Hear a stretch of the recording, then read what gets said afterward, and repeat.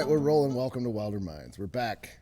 Another one. We're just sitting here chatting as we get ready for dropped. Going through weight counts right now on the drop trip. We always seem to be over. We're just talking about how much weight has changed over the years as far as just what we bring. Yeah. We used to bring backups for backups, and camera gear has shrunk in size. Batteries have lasted longer. It's just one of those things that we really know what we need to bring now. And we'll bring 3 cameras. We won't bring 4. Yeah. We won't bring another dedicated still photo camera. We can use the A1. Yeah. It's one of those things, but it's we've kind of figured it out. We have. So we're chatting through that because we've got a guest on set today from Winchester Safes, Mr. Greg Walters. Welcome, man. Thank you. I'm glad to be here. Yeah.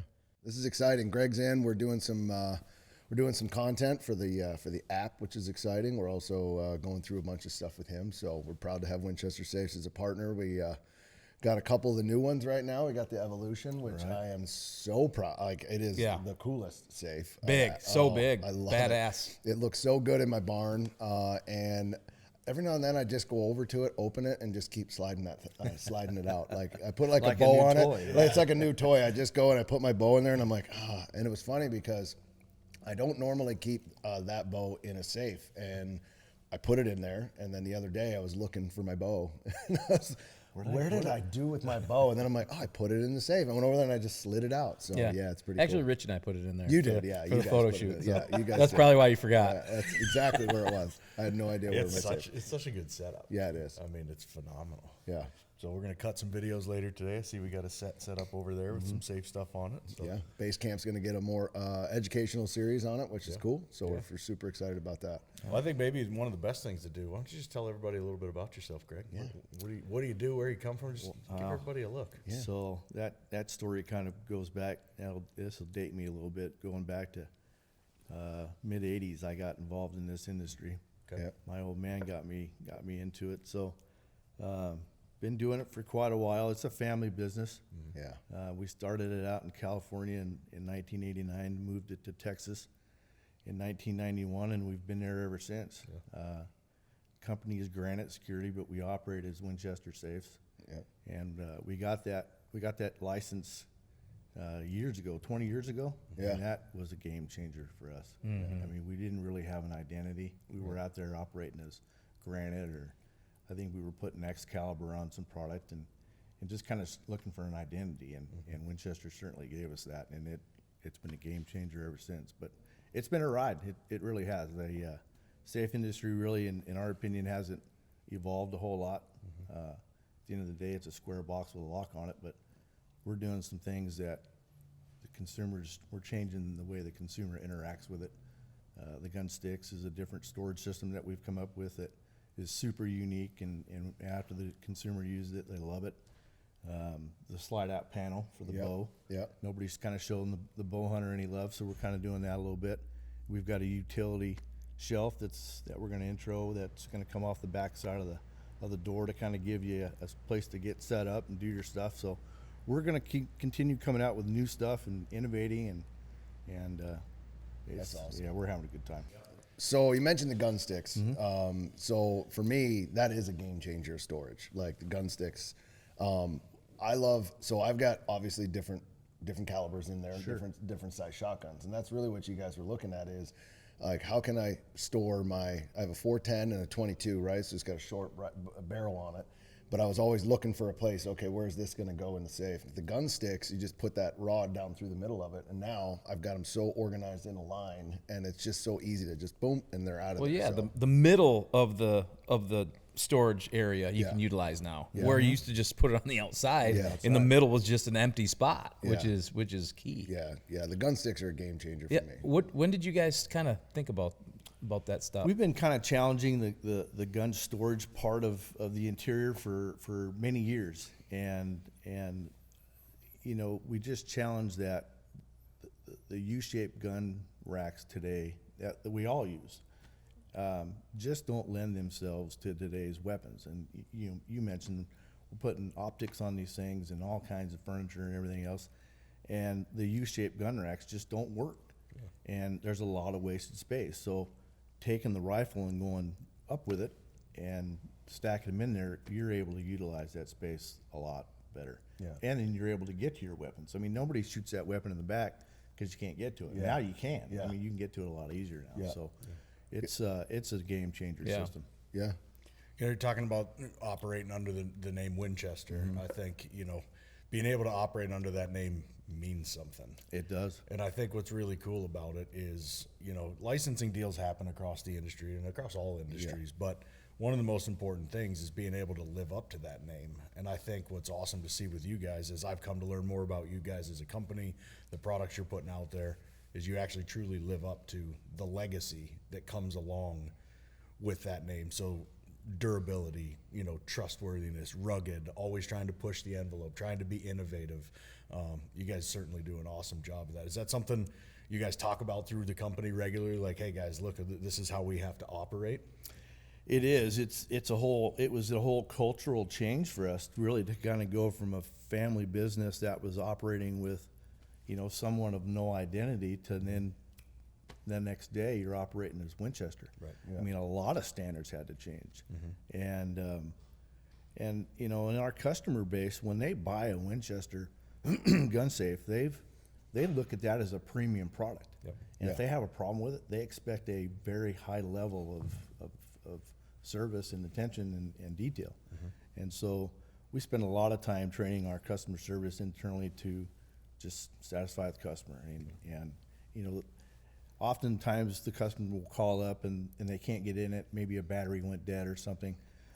They're already frustrated. We don't need to add to that. They're just trying to get in their safe, get their gun out, get their medication, whatever. We don't need to add to that. Just try to take care of the situation best you can. So, yeah, we have to live up to a very high level of standard.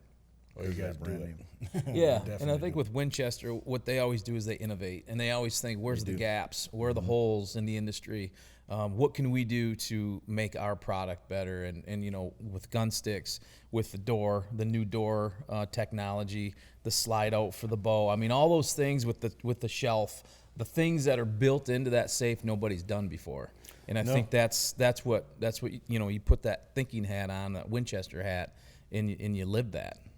Well, and the whole idea behind that is we want the consumer to interact with the product more. And we want it to be more than just something you open the door, stick something in there, and forget about for a couple of weeks. We want them to kind of interact with it more. Yeah. So those features that we're coming up with, we think promote that. Yeah. A guy can now store more guns in there, whether he had outgrown that safe, and the gun sticks can adapt to any of my competitors' products. So maybe he's outgrown that safe and he's got some guns underneath the bed or hidden in the closet that now he can put in his gun safe and properly store them. Yeah. No, that is literally what happened to me. Is I had guns on the outside of it, and the gun sticks allowed me to kind of put them in a row. And you mentioned kind of in the back versus in the front. I kind of have them in order. It's like my draft picks. I have my front guns up front. Like, I know I got my 350 Legend, I got the 300, I got the shot, like the things where I can easily get to. And then there's my fun guns where I'm like, I'm going to shoot. And it's funny. It's like I put them in order based on that versus before. Like you said, they were just kind of in there, and I'd have to kind of do the search. You pull the barrel and you're looking and you're like, which one? So a lot of guys are organizing them based on a hunting event, putting their rifles up front and shotguns in back, and then swapping it out. Yeah, you can do all kinds of stuff. And you can tweak the system a little bit. You can cut the rods to kind of customize it. You only need about 2, 3, 4 inches of engagement with that rod in the barrel. And then cut that rod or trim it, and then just pull out from the top, take your weapon out, go do your thing. And then reverse that going in. It's a great system. You know what amazes me, and I noticed this when I started loading my safe the first time I got one, is actually how many guns a man can accumulate. Is there such thing as too many? Like you mentioned, guns in a closet or under the bed. Like, I literally started going around like collecting everything, and Lisa's like, "What's that one for?" I'm like, "It just is for." And I don't know what it's for, but it is for. Why do you have it? I'm like, "Because I do." So I mean, it's. I'm sure there's a lot of people like, out do there you need all these? I know. I do actually. For what? I'm like, I don't know, but someday I'll need them. What's amazing too is when you get that safe and you start organizing it and putting the stuff in there, it's like a new house. Like you're constantly thinking, oh, that I should put that in the safe, and I can switch it and put this shelf and dedicate this shelf to knives or whatever. It's just it's another step in just your organization for the season, for all your stuff, all the gear. And guys, I mean, I'm a collector kind of too. Oh, you are. You guys know that. Yeah, you are. I love like the things that mean something, and it might not be worth shit, but I love the fact that I can put it somewhere. All the Alaska trips, all the things we've done, the places we've been. I write journals. I can keep them in there now, and they're not all over in my basement somewhere. So when I got the Evolution delivered, we set it up at the barn, and we were getting ready to go do the photo shoot for it and let everybody know that we received it. And I walked out. Jason was in my locker room, and he was putting stuff in there for the photo shoot. And I came back and I looked at him like, man, that is awesome. I'm like, you got everything in here that like I never would have thought to put in here. I left everything in there. It's exactly the way you left it. Now I'm like, it's in the safe. And I would go over there, and so it was funny because he decorated the inside of my safe, and I was like, that you nailed it. I mean, well, you had so much shit laying around, old photos, like things that I know mean something to you. Yeah, there's like, newspaper clippings and articles and stuff like that. And he's like, put it in here. So he put it all in there, and I was like, yeah, that's what I'm talking about. Now I open it up and it looks cool. I'm like, man, look at this. And the lighting, it just boom, lights up. And that's part of the whole thing. Is like it used to be a gun safe, right? But no longer, especially as I get older and we get more stuff with the kids and stuff of meaning, it's way more than a gun safe. Way more. It's an everything safe. I mean, we've got travel documents. All my wife's, U.S. immigration stuff is in there. Like we've got so much in there. Just to keep it protected in the event. It's one of those deals like it's in there in case anything ever happens, right? The one thing I'd love to hear is the stories you guys must hear from people about like, hey man, I had a catastrophic event, and do you guys get that kind of stuff? Wherever your adventure takes you, count on Bass Pro Shops and Cabela's to make it memorable.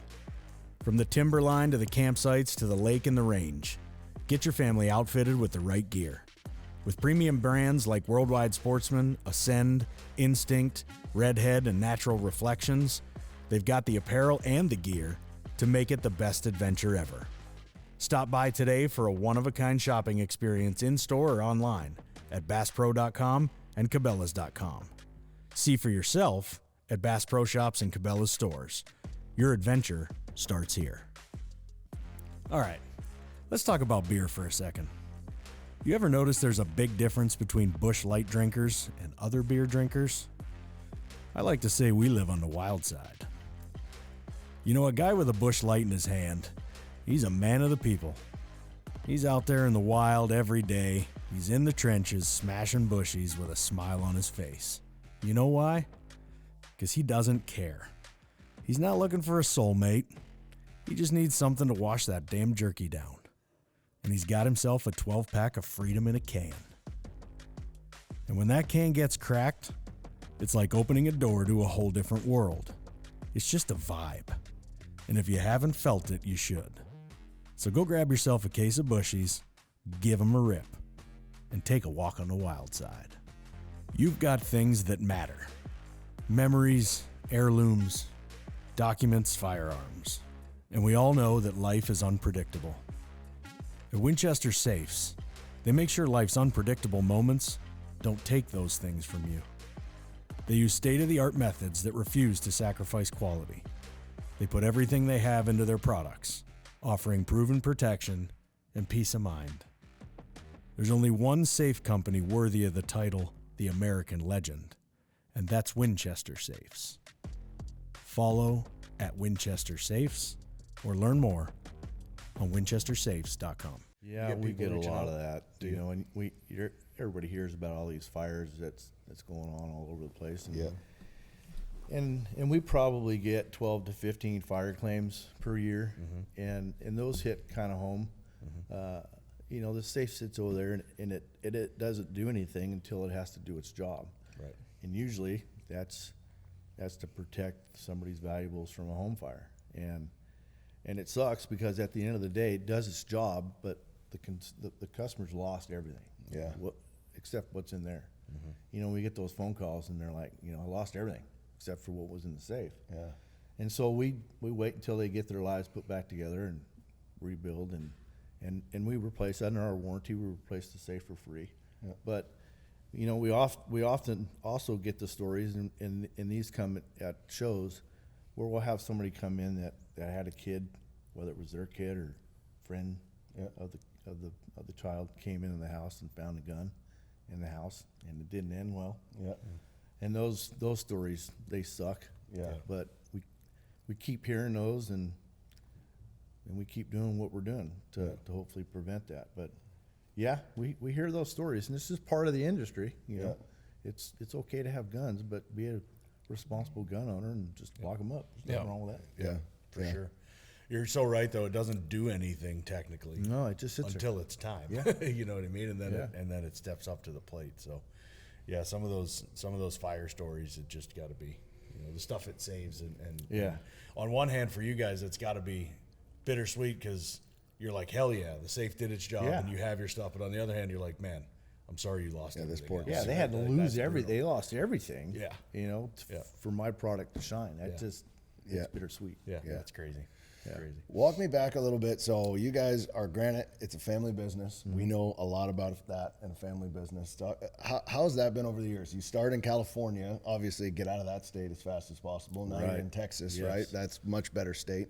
Walk me through that a little bit. Like, how did it, like, obviously your dad, how is your dad, by the way? Dad's good. Awesome. Fantastic. Real good. So, you know, he starts the business, and then is it you coming in that says, hey, let's figure out how we're going to do this? Is it a group family thing? We sit down and go, how are we going to go Winchester? Like, where does that all stem from? Is it just kind of an idea one day and you called him up? How does that work? Well, my dad, Kyle, he was running a company out in California called American Security Products, and AMSEC developed American Security Products. They made high security safes for cash handling, storage, and that kind of stuff. And they were UL listed products, completely different and much more secure than GunSafe. Yeah. So he came from that industry. Yeah. And after 12 years of running AMSEC, he left, played golf for a year, and then we started up Granite. Started it up in our house. Yeah. And in a room above the garage, literally. Yeah. And we were having local safe companies in California make product for us. We were putting our name on it. Yeah. And we were going to die a slow death. Yeah. You can't control price, quality, can't control anything. Yeah. And we were trying to find a niche where we needed to be. And Kyle thought, you know, we need to do something different, and we need to make a move here. And so he had two friends that from a prior life from Playtex that were in Texas. One had an engineering company, the other had a manufacturing company. And they were telling him, come to Texas, we'll help you design a product, I'll help you make parts, and you can go in the gun safe full time. Start making. Yeah. You can't do that in California, but you can come to Texas and do that. Okay. So that's what we did. Over dinner, he announced that we were going to sell the house and move to Texas. Wow. Sold the house, took $30,000, and off we went. And as soon as we landed, we got set up in a 2,000 square foot building. That's where we started. Yeah. And with that, he brought the Seas Candies account with us. Okay. And we were making a little high security safe for their stores. And that kind of got us going. And then we started doing the gun safe market. And then what he wanted to do there was he wanted to do something different because he had started the gun safe program at AMSEC, and it had been pretty successful. Yeah, he knew what it could do. Yeah, he knew what it could do. And then we started the gun safe program at Granite, and he went to UL because he came from that industry of high security stuff, and went to UL and worked with UL to develop the UL residential security container now that all gun safe guys use. Mm-hmm. It's the standard. Standard, yeah. And that set us apart. And we went to the first SHOT Show, and that was it. Had we not come out of that SHOT Show with an order, game over. Yeah, it was done. And the last day of the show, we got an order from a dealer that kind of kept us going. Oh wow, that's awesome. He's got the production records in a binder from back in the day. Yeah. And I mean, today our peak could be 1,300 units a day, but back in the day, 1 to 2 units a week. Wow. That's nuts. Isn't that crazy? That is awesome. 12 to 1,300 a day. Yeah. You guys can pump out. Yeah. Damn. That's a lot of heavy metal, heavy everything. Yeah, that's a warehouse, too. You got a big, not 2,000 square foot anymore. No. So You said something though. A year off to play golf. Is that what you said? Yeah. Yeah.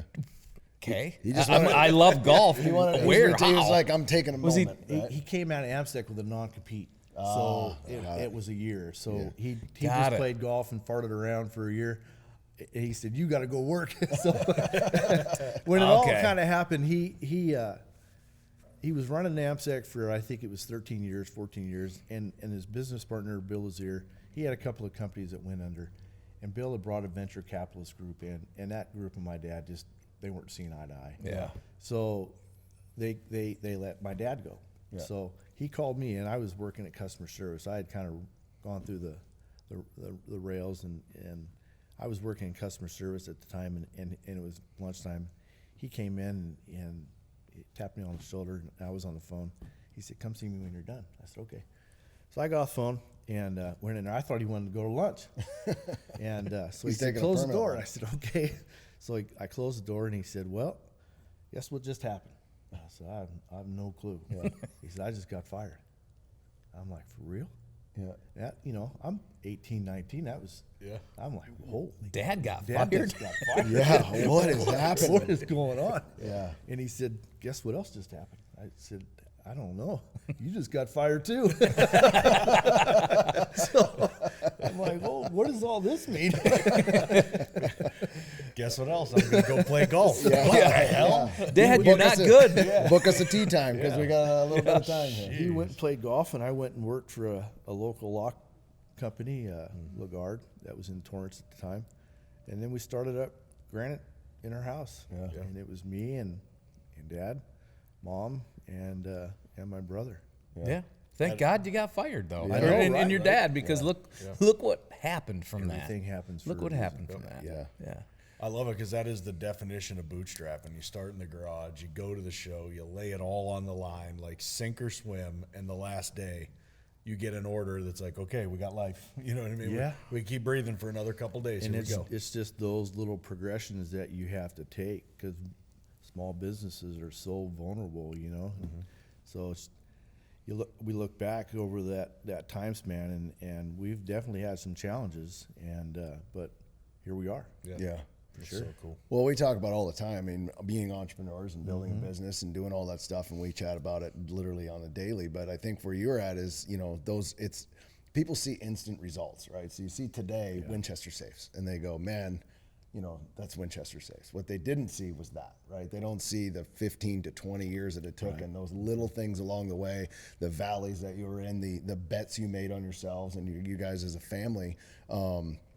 In those moments, you're like, let's put it out there. And then, boom, one hits. And then you're like, okay, now we can go another 6 months. And then you're like, boom, another one hits. And now we got and all of a sudden you look back in this cycle and you're like, okay, now we're Winchester Safes. Yeah. But it's not an overnight success. It's a true grind. And so to see where you guys are at today, it speaks volumes on product and you guys as a family and a whole. I mean, that's a whole dynamic that just to make it through like that is hard enough. I mean, as we know, we're all together. We're all family. We are considered all family here for 20 years, and it's the same way. It's like, but you can have whatever argument it is that you're going to have, whatever dissertation you can go through, and then you go have a beer and you're like, well, because everybody has so much passion for the business. For sure.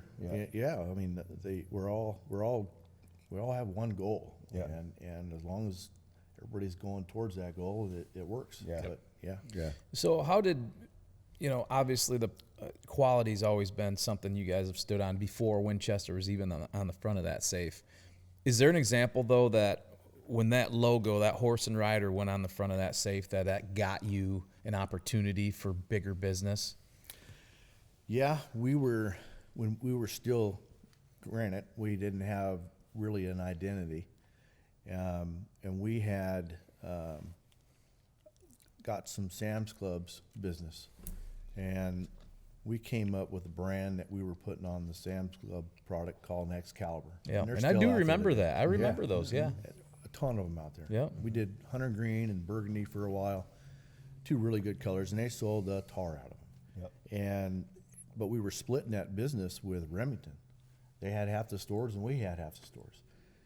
And my dad developed a really good relationship with the buyer. My mom did too. The guy was Frank Kerr, him and my mom loved each other. Yep. And we kept saying, "Frank, we want all your business." And he said, "You got to get a better brand, guys." And so we went and talked to Colt and Wells Fargo, and we thought, Wells Fargo may fit, but Yeah. they didn't want anything to do with it. And then the opportunity got put in front of us with the Winchester brand, and got that, and then Kyle went to Sam's and said, "Look what I got." Yeah. And the next day they switched over, and I mean that's the big impact, and that kind of tells you what some of these buyers are looking for, because they understand their customer. Yeah. They know what They know what they're looking for. Yeah. Sure do. Well, I think it also speaks volumes for Winchester in general for just a second, because there's licensees, which is like, hey, here's my mark, good luck. And then there's Winchester, right? I mean, it's a fully integrated thing. You guys are always working together. They're always building up. They're promoting. And I think that's a huge difference too, is you get the support of the actual ammunition company. Yeah. You do. They're not hands off by any stretch. They're interactive with us. They get us involved in some things. They're great to be involved with and aligned with. Yeah. Well, it's an awesome product. I absolutely love it. So yeah. Shifting gears, just want to talking about the grind. You know what else was a bit of a grind was that damn turkey hunt. Let's talk about that. Yeah, let's talk about that in a second. So to set the stage for just a second, we have this is Longbeard TSS before TSS came out. Yes. So this is the year before TSS came out. Still secret. Still secret. Everything was under NDA, Yep. lock and key, all the stuff, right? We can sit here today and talk about it because it's an awesome turkey load. But we have a small group, a media hunt that came and hunted with us. We went out to the ranch. Yep. Greg was one of those guys, and this is the first turkey hunt that you had outside of the state, right? That's correct. Like outside of that state. So I had hunted once in Texas, and then yeah. So this is like he's coming to Michigan, and that's the first time we met in person. That's right. Yeah, and just kind of, what a better place to meet than camp, right? I mean, that was so fun. Run and gun, true Michigan style. Yeah. Yeah, we were talking about that hunt last night at dinner, Cliff and I, and kind of how that whole thing boiled down, and like you said, the load was secret. We couldn't talk about it. Yeah. But that load gave me the confidence when those birds came in, and you were there. Oh yeah. They were all grouped together. They were sticking right next to each other. They didn't separate. And then they did that, and then they were headed out to the right. Yeah. And I think you said, I think I yelled, shoot. Pick one. Boom, pick one, and I picked one. We had 5 long beards, all with about 10 to 11 inch beards. Yeah. There wasn't one that was bigger than the other one, and the fact that we got 5 long beards. Casey was with us. You were calling. Yeah, I was calling. I was calling and jumped up in front with you, and then basically I was like, just pick one. I mean, shoot. They're all amazing. My favorite part though is we ran all over Hell's Creation looking for birds, trying to find them. Where we end up. Your backyard. My backyard. Your backyard. We went to the barn and we had to pick some stuff up in my house, and we got out of the truck and struck. And I was like, yeah, sometimes it works. We struck and it sounded, did it not? Like, I mean, it was like, we're like, whoa, what's going on? I mean, we hit it perfectly. So we ran through the back food plot, through, jumped the fence. I have permission on my neighbor's yard, on my neighbor's property. Yeah. And I think you were sending a text to the neighbor, don't come out. Don't come out. I was like, I was hoping he wasn't going to drive down the driveway. I'm like, don't, because these birds are coming right down this man's driveway. Also, let's clarify, when we say yard, we're not in like a subdivision. No. It's 15 acres I feel like total. There's people in their minds looking at thinking like, the houses and subdivisions. We're sitting in the yard. Dave's over there hosing the car. Yeah. You know what It's I mean? a 15 acre between him and I, the plot of Butted land. up to hundreds of acres of state land. So I live in the middle of the woods, but the yard in the back was funny. And then you didn't know it was my house or barn, so purposely he thought we were hunting. Like you were like, this is where we're going, and it may be because we stayed at the lodge, so he didn't know it was my house until afterwards. You were like, wait, is this actually your house? I'm like, yeah, it's my barn. There's my safe in here. Let's go check it out. So yeah, he was like, wait, this is crazy. So crazy. Yeah. Man, it was fun. It was a good hunt, man. It was a good hunt. 5 toms. I'll never forget that. Yeah. I think that's the only time that we've had that. I mean, we've had triples, doubles, but 5 standing next to each other like that, coming from all directions. That was the weirdest, craziest fun hunt.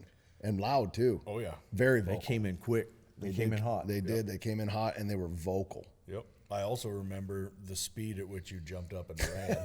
He was up pretty quick, wasn't he? Yeah. Which wasn't fast. I looked at the video. I wasn't there. Yeah. But it was not fast. But it was legs. I think were a little I jumped, sleeping. So I had the sleepy knees from here down, and so when I jumped up, I had kind of like a gallop because I had It's a hobble. Yeah, it's a hobble. And then I got sitting for a while. I've been sitting, and then I got the feeling back and got some more speed under me. Which, I mean, I'm not running a 4.2. Let's be honest. So it was 6.2, maybe 6.2, maybe 7.2 with a pulled groin. You know what? Have you seen this? Where it's really funny, and we'll get back to this.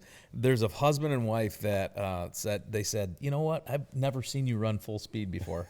So they set the camera up, and they each ran, horizontally across the screen on a sidewalk as fast as they could. They're like in their 40s. Yeah. It was so funny because they're not fast, and they just laughed because they're like, we are so slow. Like, I haven't sprinted in years. Yeah. And the guy says to his wife, I've never seen you sprint in my life. So it's like, well, let's show it. It's so true, though. It's so great. Sprinted. It's like the thing they say with the Olympics where they should have one average guy in a lane just to show comparison. Just to So show like the when they difference. start, they should just have an average guy lane where it's just like, this would be me, and then there's all the Olympic I want to be that athletes. average guy. Yeah, right? I think it'd be so Well, it's like great. putting a pack mule in the Kentucky Derby. Yeah. Basically. Yeah, It's like, pretty much. Yeah. Well, I love how we watch that stuff on TV. We're all like, you're so fucking slow, and then we're sitting on the couch watching it. You know what I mean? Ooh, it's funny. So last year you went to Missouri, to Yes. Indian Hills, Winchester Deer Camp. It was a tough hunt. I know Rich was on it. I'm almost done with that episode right now, so I've looked at all the stuff. But it was the second week of gun season, wasn't it? Last year. Second week, Yeah. What'd you see? How was your hunt? A little spotty. Yeah. They've got a benchmark there of what they want you to shoot. Yeah. So you're always questioning that. Is that big enough? But we saw a lot of good deer, but nothing that was worth shooting. But for me, there was a couple of guys that got some nice. Got some Yeah, Ryan did. Yeah. from Winchester shot a great He buck. shot a good buck. Who else? Did Kyle? Kyle did. Kyle? Yep. Yep. Kyle shot a Danya nice buck. should have. So this is Danya should have. Is that that first buck? Yes. Yeah. Brandon, if you're listening, or Danya, sorry, but we watched the footage. You should have shot. the 150-inch solid deer. Yeah. But, again, Danya and Brandon aren't like big whitetail hunters, so Yeah. they weren't sure. And I'm looking at, I wasn't there again, but I'm looking at the footage that Rich and Brandon laid down the night before. They do the meeting. Yeah, the And it's speech. kind of like the scare meeting. It's Yeah, like, well, you that's can't. the scare meeting. Yeah. Yeah. Here's this buck. It's a Yep. it's a euro of a 140-inch 3-year-old. Don't shoot this one. Here's a 155-inch 5-year-old. This is the one you want to shoot. Yeah. And I could see, there's shots. Everybody, like some of them that weren't real comfortable. Like, I don't know if I can register I don't know if right. I'm going to be a little. I hope I see one that is like a no doubter. Yeah. But there's that tweener, and I can see how Danya and Brandon. It's the first deer that came out. Literally the first deer walked 80 yards right to left, right in front of them through the cornfield. Yeah. And Danya, she doesn't even have her gun up. She has her binos up, and she says, I'm going to take a picture and send it. Send it and see if it's big enough. And I'm thinking, that's going to be too late. I got the text, and I was like, if it's not too late, hammer that deer. And Brandon was like, he gone. And I'm like, oh. And Erin had the same thing. She had a beautiful buck in front of her, which might have been right at that 140, but it was a 5.5-year-old deer. And I think that's the part they missed out on a little bit was the age. If it's 5 or 6 and it's still this, then go ahead and shoot it versus like it's only about the score. And so she was a little frustrated too. But I mean, we've had some great success down there. Oh, He's got an great awesome place to run. operation. He's got a phenomenal operation down there. So But let's be honest, as hunters, we've all been there. I mean, I've been hunting since I was 12 years old. I've been hunting whitetails, guided whitetails for years upon years, and there's still deer that I look at and I'm like, is he? And it's usually not antler; it's usually body. That's where I look, and there's just times where you can get, I don't know, man, and I err on the side of caution. Yeah. You know what I mean? It's just Well, how we it goes. we were at Sure Point. This was 4 years ago. Oh, yeah. In the throes of COVID. So it's basically hunt all fall. Yeah. So I was filming him. Yeah. And I had just shot. you just Jumbo. shot Jumbo. So I hopped in, in this massive 150 plus inch 8. 100, yeah, we're in Ohio. 150 plus inch 8 rolls through. And the first thing we saw was, man, the body just doesn't look.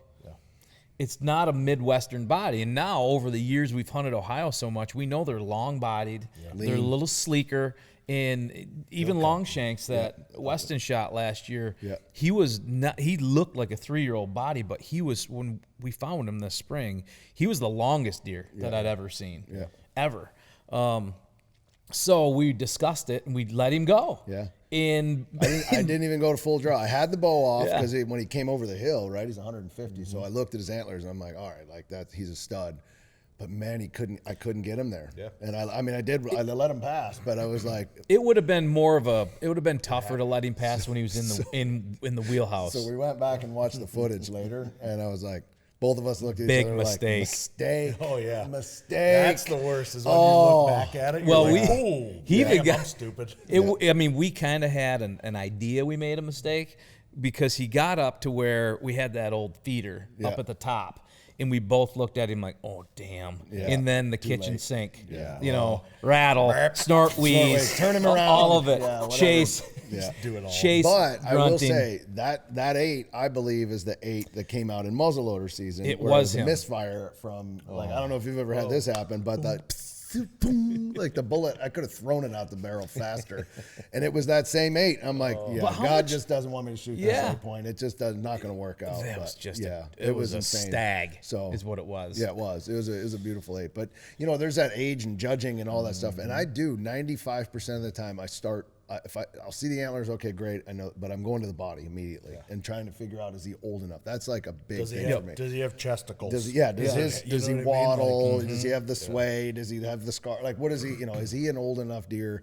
And that's the biggest thing for me, because I've let some big deer go that are 3 years old, and I'm like, I'm fine with that because we're managing. But man, that one was on the border, and probably should have took the shot. I am also thoroughly convinced that there has been more shooter whitetails, big deer, old deer, mature deer, escape because of this thing. Right here. Oh yeah, the phone. Do you know how many people, when they see it, they're like, either they're on it and never see the deer, or they see it and they're like, oh, cool, and they start here. I was guiding a guy a couple of years ago in Illinois, and I literally I had a hay bale blind set up, and I said at 9:30 in the morning, there's going to be 155 to 160 inch 9-point. Come around the corner of that standing corn right there, and he's going to be at 15 yards. So be ready. I mean, this deer was, when you get him like clockwork, like that's how it goes. Yeah. He was ready, but he was ready like this. Wow. And that deer came around the corner, and he started filming, and he's in a hay bale blind, and the deer comes right around the corner, comes through, standing at 12 yards broadside. It's 15 to the corn, so he's on this side of the corn.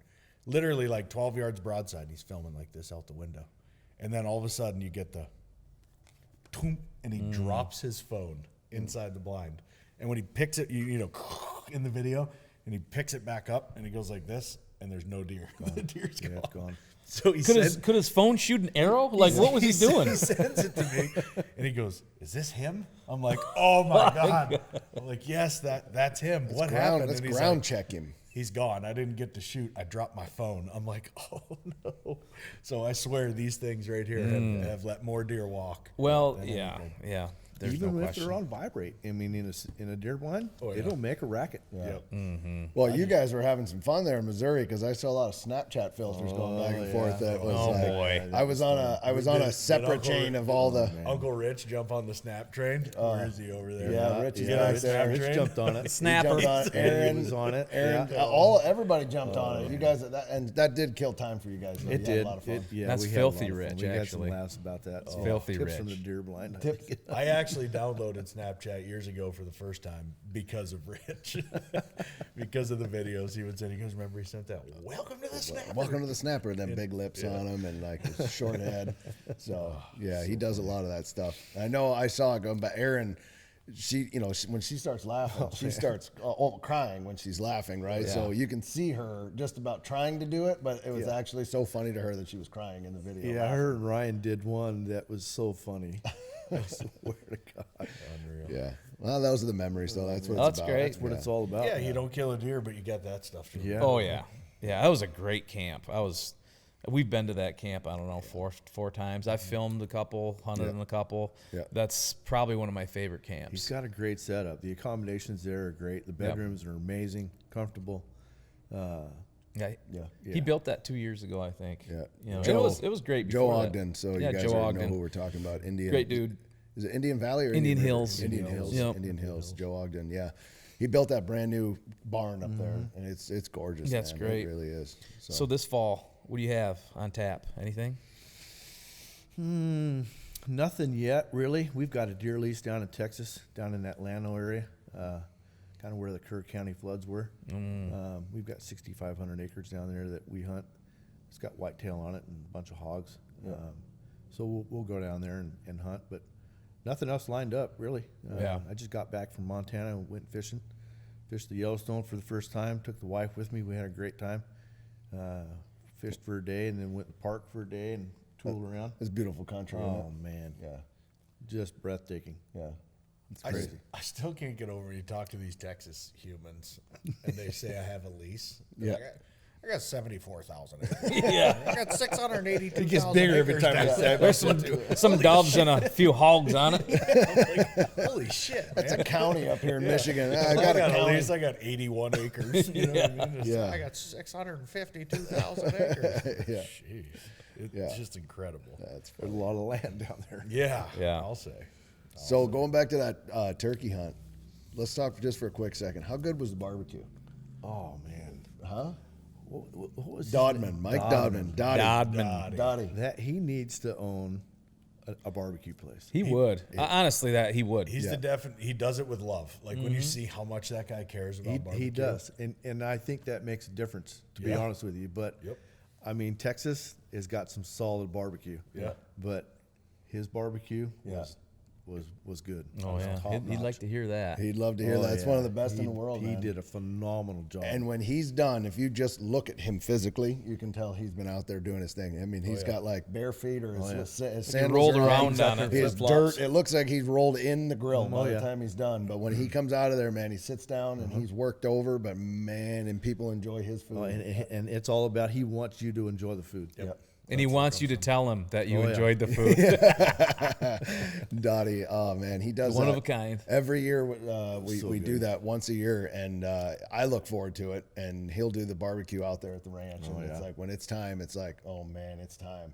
And we're trying to do one before, like just before the season kicks off. Do another one where we all go out and hang out and do a barbecue. I think would be amazing. But should. But yeah, those burnt ends and The burnt ends, and he did the brisket, and something about what a Spanish egg or something. Scotch eggs. Scottish. Yeah, Scotch eggs. Yeah, Oh, I guess man. those are his claim to fame. Yeah, You they only are. eat one per year, otherwise you're guaranteed a heart attack. They're so good. Yeah, yeah. I love it. You bite into one of Dottie's ribs, and he watches you as you eat. Like, I don't know if you guys ever noticed that, but he'll like watch you, and so you can bite into it and give like one of those, and he'll be like, "What's wrong? What's wrong? A little salty? Try salty?" Yeah, like in his Dodman way, he's like, "What's wrong? Is there something wrong?" And you're like, "No, I'm just messing with you." Yeah. So, He's a good guy. yeah, it's Makes fun. his own barbecue sauce, a Schuster recipe all the way down. Yeah, pearls and that like vinegar sauce and everything. I mean, it's all just top notch. So barbecue. Dynamite. Now I'm hungry. Yeah. I know. We had barbecue last night. Yeah, we did. It was good too. It was good. It wasn't Dottie barbecue. No, it wasn't No, Dottie. not even close. But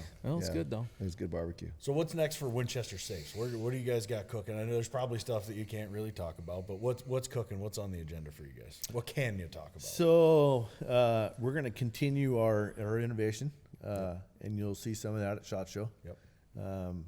We haven't changed the product line in a big way in a number of years, and there's reasons for that.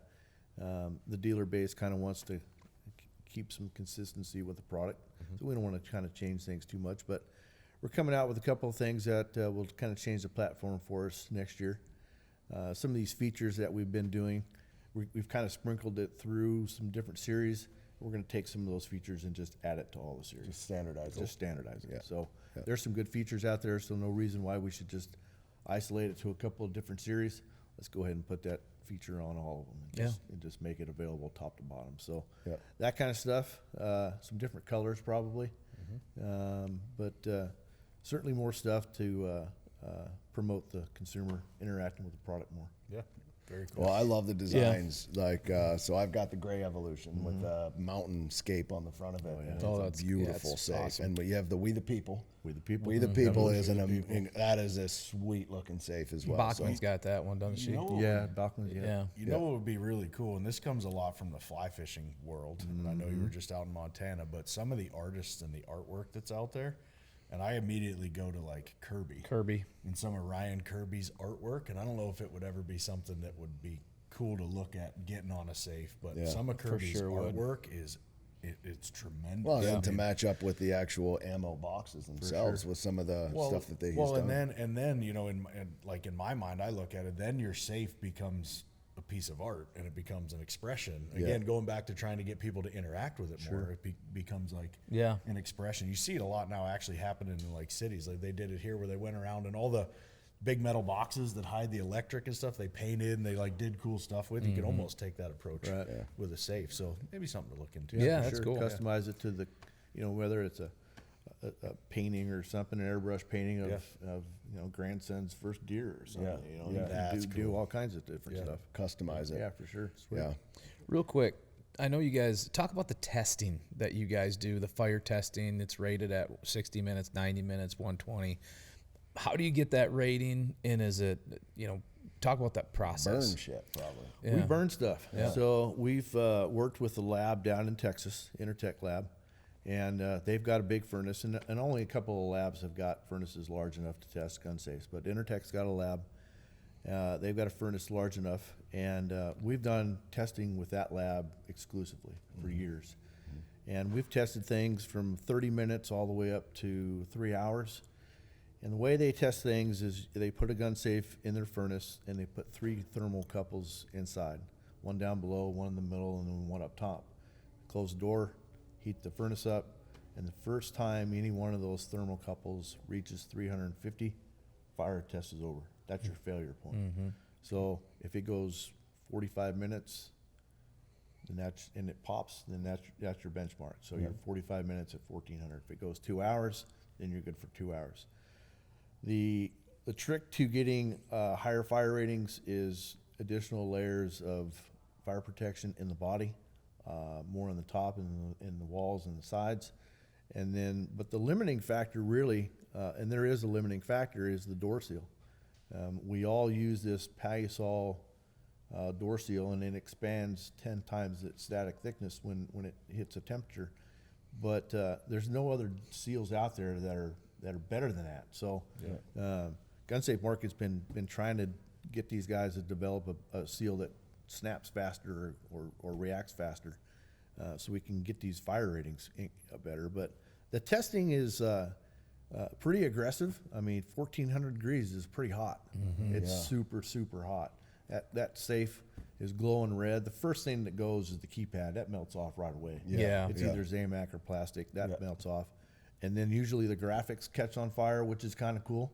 And you know, you're peering through, seeing it all. The Winchester kind of catches on fire. That's kind of a cool factor. But and then the thing just gets glowing red, and but it's a super aggressive test. We got to film that. I was just thinking that we have to. That'd be especially awesome. in like frame rate. In my mind, I have this visual of just like flames just. Well, and like it outgasses, and you got gas coming from the outside or the inside out, and it's flaming around the door gap, and it's pretty impressive. It's pretty impressive. You're limited a little bit on what you can see because you're looking through a sight glass and a furnace, and it's pretty thick. But you know, it's pretty impressive. That's awesome. So what's the temperature a gun can take? I know 350 is the internal rating, but is that about the number where stuff starts to get melted and paper starts to char at 350? Okay. We've had safes of ours subjected to fires that saw temperatures at 350. Guns are fine. Ammo discharges at different temperatures. So we're kind of being told by the ammo guys, keep ammo down low. A lot of guys are storing ammo separately now because you could have a fire perfectly fine. Maybe it sees internal temperature of 250 or 300. Ammo still could go off, so it's good to keep your ammo separate because you could still have ammo go off, and then all your guns are all screwed up. We keep them. I'd suggest keep them separate. Yeah. Well, I had an ammo explosion story. This is the last time we went on drops. It was the week before, and I was testing a solar battery. Yeah. One of our solar batteries. In the garage, right? Yeah, and it had a little bit of a swell to it, and I threw it on my workbench and charged it overnight. And I'm down hammering. We had like a UA film or something. I was working nonstop on trying to get it done, and just by chance, my wife and son came home. He had an appointment, dentist appointment or something, and she said she was in the kitchen. She's like, there's exploding in the garage. I can hear some. She says, Jay, what's exploding in the garage? I'm like, I don't know. So I came up and walk out to the garage, and there's flames all the way up to the top of almost the top of the ceiling of my garage. And Which is like 18 feet. Like it's way up there, and I'm like, oh my God. And ammo's exploding. And what had happened is that battery cell started on fire, caught the ammo on fire, the top of my desk or my workbench. And just by chance, I had because my dad always says, I've got fire extinguishers all over in the house, just in case. Yep. He was a safety guy for Dow. So he was like, hey, you got to put, blah, blah, blah. So I ripped it off the wall, pulled the shit out and just sprayed everything down. Yep. But it worked great. I've never sprayed a fire extinguisher before. I'm like, damn, Can you just that went everywhere. Show everybody how you have to do that one more time. How does it that was go? just a ripping of every plastic thing off there, ripping it off, and it's blanketed it, and instantly it was done. And I was just thinking, God, if I would have been down there by myself. Yeah. And they wouldn't have been home. Yep. The first thing I would have heard was the smoke detector in my kitchen probably go off because my whole garage would have been gone. It's too late at that point. At that point, my whole house would continue to have been gone. So I don't know how that happened. And I do remember this. I'll never forget this. I was down there hammering that out. And Casey came over with his shop vac and vacuumed because there was black soot everywhere. Yeah. And I didn't even know he was there. He came down, he was sweat, and he fucking vacuumed my whole garage out. And I appreciate that so much, man. That's what brothers do. It was the smoke was on cobwebs. It was on cobwebs. I looked at the webs. I'm like, Jay's not gonna like those webs. They're covered in smoke. No, like those webs. So I went over and vacuumed all the smoke and the cobwebs. But it was a day like it was this week. It was 90-some degrees, and he's so sweaty. He's like, "Does he think there's any other spots you need?" I'm like, "What are you doing here?" We had an edit project, and you were stuck buried in the hole. And it was like we had to leave in 2 days, and you know how it is before you leave for drop. You're trying to get things done, and it was just hell. But yeah, man. So thanks. Nobody plans a fire. No. You know what I mean? I mean, that's how it happens. Just something simple like that, and bam, off it goes. Yeah. So anyway, that's why I have safes. You didn't do like those YouTube videos. You ever see those people pop pepper spray on YouTube and it's pointing at them? You didn't do that with the fire extinguisher? No. Light yourself up. Wrong way. That's funny. Yeah. So you can't plan that stuff, but Can't plan it. I do have a Winchester safe in my garage now, so I'm pretty confident that would have held at least what's in it. That would have helped. That would have helped. So yeah. So on that note, I don't know if you know this or not, but we did not have ammo separate when Chris burned his truck to the ground. Yeah, I was gonna say, what's the internal temp of the Silverado? Have you ever heard this story? I never heard this. It's funny. I was gonna set that up. This is ridiculous. Oh, my Lord. You gotta tell this story. Go for it. For some of us, the hunt never stops. Grizzly understands that more than most. Rugged, reliable, and built to never back down. Whether you're on the trail, by the water, or deep in the dark timber, Grizzly is by your side.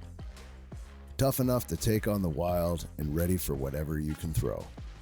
Grizzly is committed to products that never let you down.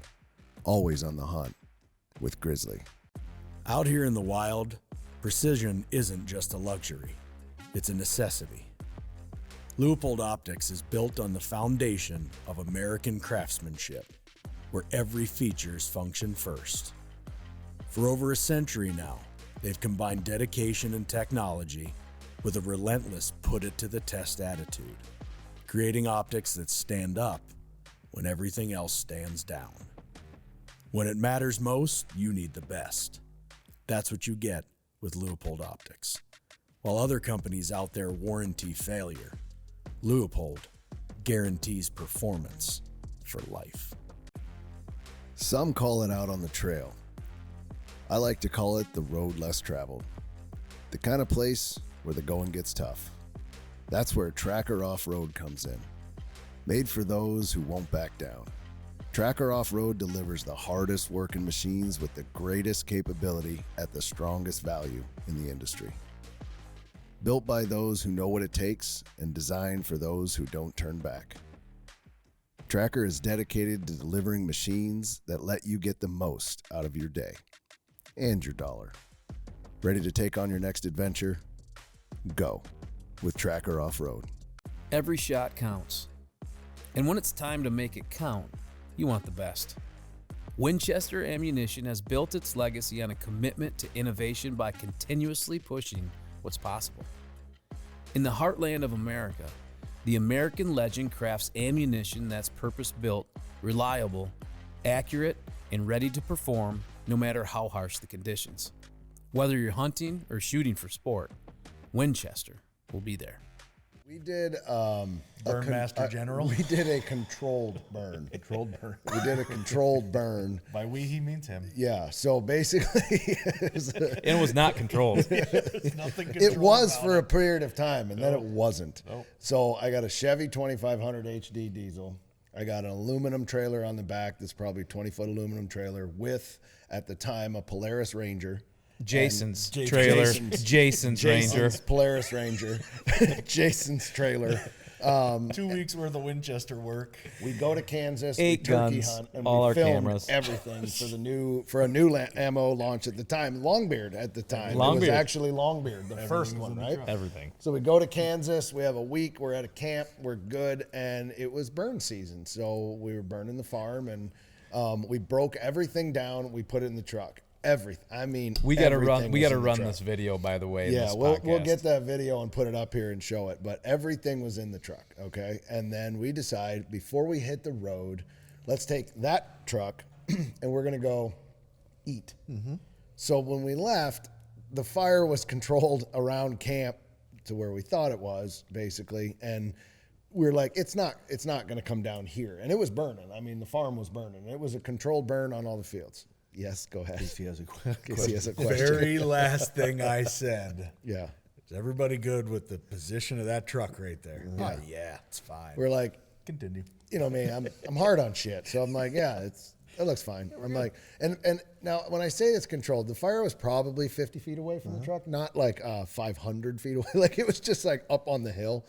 And we're like, nah, I think we're fine because it was going it was back burning into itself. So eventually, you know, those fires when you're burning your crops and stuff like that, it should go out. Should. Well, it changed direction. So we're coming back from lunch. Excuse me.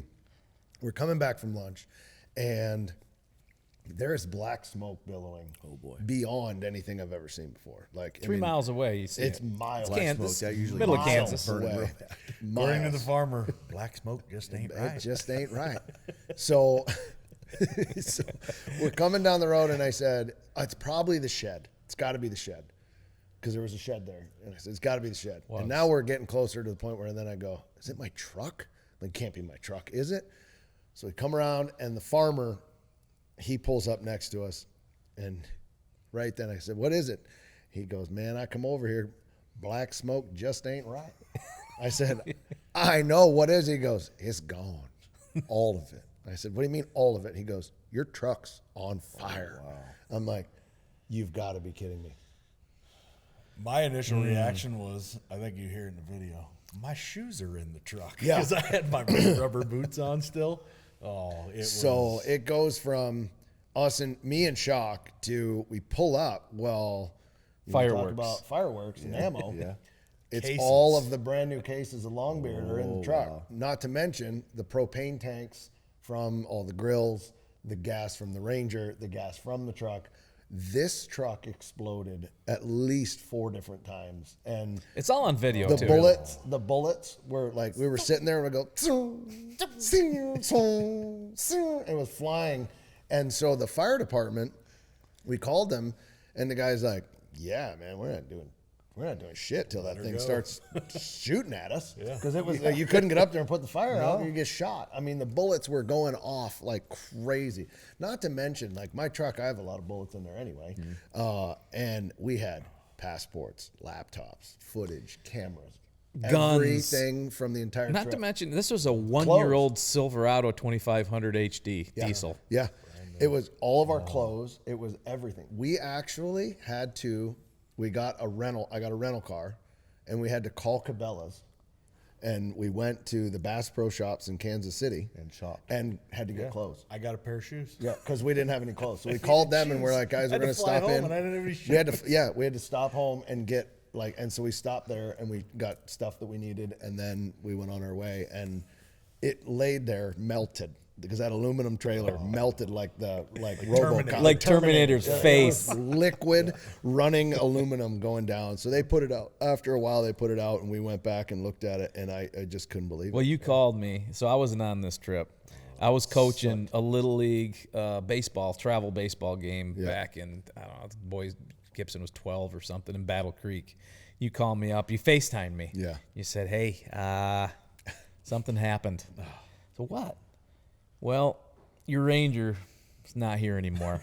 The trailer it was on, gone. I said, I lost your gas cap. Yeah, I lost. Remember I said, that's right. The problem is I lost the gas cap on your Ranger. He's like, that's fine. I go, well, that was the problem until I burn it to the ground. I said that I was already nervous about telling him I lost the gas cap. Now I have to call him and tell him the whole thing's gone. There's nothing left. It was a frame sitting on. It wasn't even half a frame. It was like melting. So I've never seen a fire burn that hot. It's unreal. And so by chance, my assistant or my coach, that's coaching with me, he's our insurance guy. Yeah.